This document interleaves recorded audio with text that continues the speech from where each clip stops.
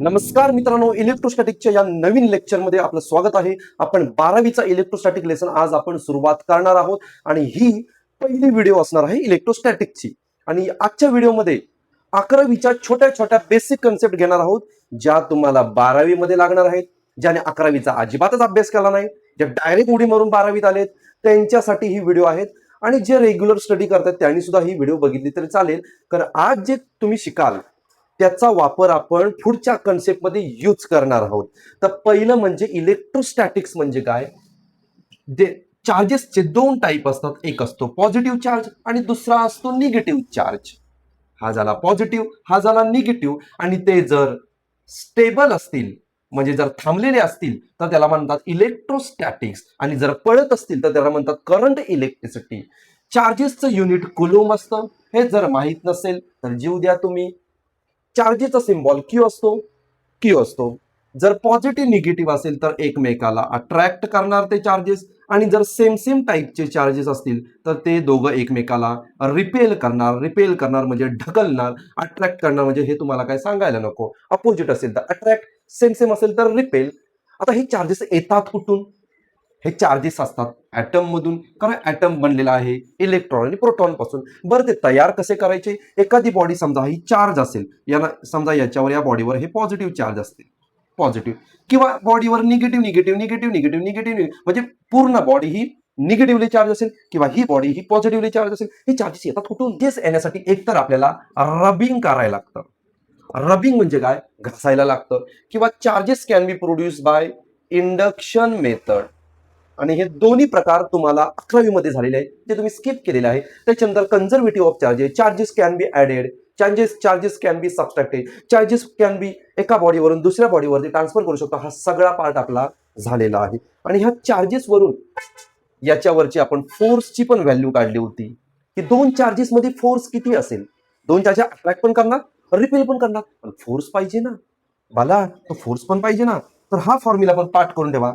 1/4πε0 Q1 पहिला charge, Q2 दुसरा charge, आणि R² म्हणजे त्या दोन चार्जेस मधला असणारा अंतर.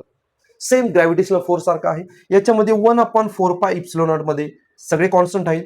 इप्सिलॉन म्हणजे परमिटिव्हिटी ऑफ फ्री स्पेस. हे चार्जेस कुठल्या मीडियम मध्ये ठेवलेला आहे त्याच्यावर हा फोर्स डिपेंड असतो. जेवढं डिस्टन्स वाढणार तेवढा फोर्स कमी होणार. हे तुम्हाला रेसिप्रोकल वरून क्लिअर समजते. आणि याचं युनिट आहे न्यूटन. आणि ह्या सगळ्या कॉन्स्टंटची एकत्रित व्हॅल्यू 9 × 10⁹ आहे. ही पण पाठ करून ठेवा. याला म्हणतात electrostatic force of attraction or repulsion. Part की चार्जेस ही इलेक्ट्रिक फील्ड तयार करते. जसं पॉझिटिव्ह चार्ज असेल, पॉझिटिव्ह चार्ज तर ती अशी इलेक्ट्रिक फील्ड तयार करते. पॉझिटिव्ह चार्जची इलेक्ट्रिक फील्ड ही आउटवर्ड असते, डिस्काउंट बाहेरच्या डायरेक्शन असते कोणाची? पॉझिटिव्हची. आणि निगेटिव्ह चार्जची इलेक्ट्रिक फील्ड ही इनवर्ड असते, इनवर्ड असते. या बेसिक गोष्टी तुम्हाला माहित पाहिजेत.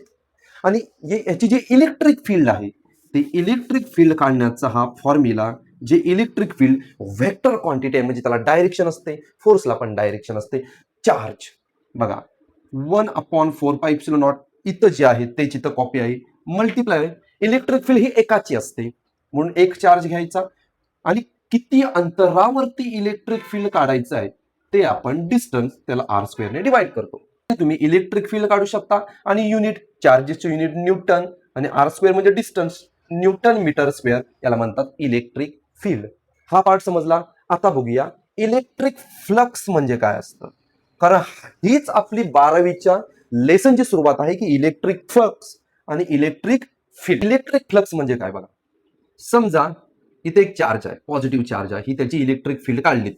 लक्ष द्या बघा, इलेक्ट्रिक फ्लक्स समजून घेणं खूप इम्पॉर्टंट आहे. ही त्याची इलेक्ट्रिक फील्ड इन्फायनाईट असतात, इन्फायनाईट. आता मी लिमिटेड काढलेले आहेत. ओके, इलेक्ट्रिक फ्लक्स म्हणजे काय ते बघा. समजा मी इथे एक छोटासा एरिया घेतला, एवढासा एरिया घेतला, याच्यातून किती लाईन पास होत आहेत? 1 2 3 आणि ही छोटीशी 4. मग याचा इलेक्ट्रिक फ्लक्स 4. हाच एरिया मी इथं लांब घेतला, सेम एरिया, किती इलेक्ट्रिक फ्लक्स, किती इलेक्ट्रिक लाईन्स जात आहेत? 2. याचा इलेक्ट्रिक फ्लक्स किती? 2 झाला. म्हणजे इलेक्ट्रिक फ्लक्स म्हणजे काय? Number of line passing through given area. दिलेल्या एरियामधून किती नंबर ऑफ लाईन्स जात आहेत कोणाच्या इलेक्ट्रिक फील्डच्या, त्याला म्हणतात इलेक्ट्रिक फ्लक्स. आणि मॅग्नेटमध्ये असेल मॅग्नेटिक फ्लक्स. ते जेव्हा शिकू तेव्हा समजेल तुम्हाला. समजलं. पण आता हे आपण काउंट केले, पण इलेक्ट्रिक फील्ड आपल्याला दिसतात का? एक चार्ज आहे, याच्या फील्ड दिसतात का? दिसत नाही. मग हे शोधणार कसं? वंद यार नार मूड असं मोजणार का? नाही. त्यासाठी आपल्याला मस्तपैकी एक झेंडूबामचा फॉर्म्युला आहे. Electric flux is equal to, बघा काय ते, electric field multiply by area. हा एरिया किती आहे, याची इलेक्ट्रिक फील्ड किती आहे, आणि कॉस थिटा. कॉस थिटा म्हणजे या दोघांमधला असणारा अँगल, ज्याच्यामध्ये ई आणि ए हे व्हेक्टर असणार आहे. याचाच अर्थ काय? हा आहे डॉट प्रोडक्ट आहे. हा झाला इलेक्ट्रिक फ्लक्सचा फॉर्म्युला. त्याच्यामध्ये इलेक्ट्रिक फील्डचा फॉर्म्युला आपण मगाशी बघितला, तो इथं ठेवायचा. याचा एरिया काउंट करायचा, कॉस थिटा अँगल बघायचा दोघांमधला, तुम्हाला भेटणार इलेक्ट्रिक फ्लक्स. ओके. त्याच्यानंतर एक सायंटिस्ट आला, गॉस, GAUSS, गॉस. तो म्हटला माझ्याकडे एक शॉर्ट ट्रिक आहे. काय शॉर्ट ट्रिक? म्हणतो तुम्हाला इलेक्ट्रिक फ्लक्स काढायचा आहे, कशालाही फालतूगिरी करताय तुम्ही. इलेक्ट्रिक फील्ड काढा, नंतर एरिया काढा, त्यांचा मल्टिप्लाय करा, मग तुम्हाला इलेक्ट्रिक फ्लक्स भेटणार. तो म्हणतो असली झंझट नाही. Electric flux is equal to चार्जची व्हॅल्यू घ्या, 5 कुलूम 10 कुलूम कुठला जो असेल तो इथे ठेवा, डिवायडेड बाय इप्सिलॉन नॉट. खतम. दिलेल्या चार्जला इप्सिलॉन नॉटने जर डिवाइड केलं तर तुम्हाला फ्लक्सची व्हॅल्यू भेटणार आहे की नाही? शॉर्टकट. पण कंडिशन अँड टर्म्स अप्लाय. काय? बॉडी शुड बी और एरिया शुड बी सिमेट्रिक. जर सिमेट्रिकल बॉडी असेल तरच हा रूल अप्लाय होणार, नाही तर अप्लाय ओबडधोबड याला अप्लाय होणार नाही. तर याला म्हणतात इलेक्ट्रिक फ्लक्स. आता बघूया चार्ज डेन्सिटी. चार्ज डेन्सिटी म्हणजे बघूया आपल्या डेन्सिटीचा फॉर्म्युला काय, की बाबा density is equal to mass upon volume. याच्याने तुम्हाला डेन्सिटी कळते.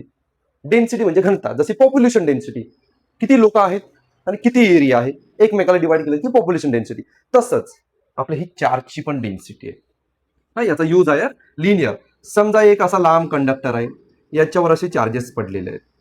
लांब कंडक्टर ज्याची लेंथ एल आहे, लांब कंडक्टर त्याची लेंथ एल आहे आणि त्याच्यावर क्यू अमाऊंट ऑफ चार्ज पडलेले आहेत. किती आहे ते माहित नाही, क्यू अमाऊंट ऑफ. मग डेन्सिटी कशी काढणार?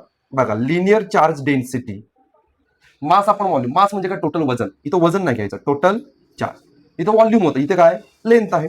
झालं लिनियर चार्ज डेन्सिटी. युनिट काय? क्यूचं सी, एलचं एम मीटर, झालं coulomb per metre. Easy. Linear charge density.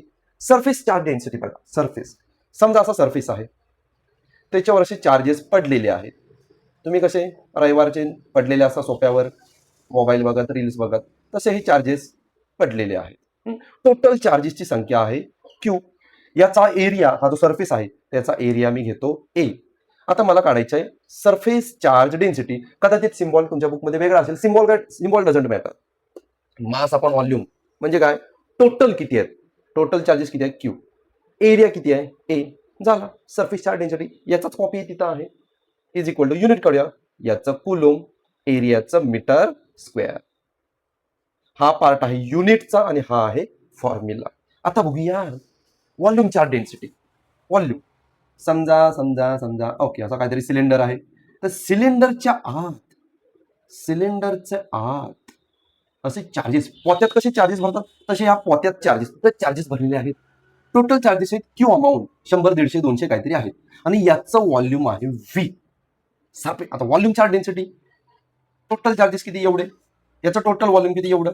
झाला फॉर्म्युला. युनिट चार्जेसचं कुलम, व्हॉल्यूमचं मीटर क्यूब, युनिट पण भेटलं. तर अशा प्रकारे आपला बेसिक कन्सेप्ट इलेक्ट्रोस्टॅटिकच्या झालेले आहेत. भरपूर शॉर्टमध्ये सांगितलं, भरपूर काय आहे, पण तुम्हाला जेवढं 12वीला लागणार आहे तेवढं मी सांगितलेलं आहे. अशा रीतीने आपण पुढच्या व्हिडिओमध्ये आपण ऍक्च्युअल सिलेबस सुरू करणार आहोत. तोपर्यंत आज झालेले फॉर्म्युले सगळे लिहून ठेवा, ते पाठ करा आणि जे काय काय सांगितलं फक्त डोक्यात ठेवा आणि पुढच्या लेक्चरला या. भेटूया पुढच्या व्हिडिओमध्ये. तोपर्यंत गुड बाय.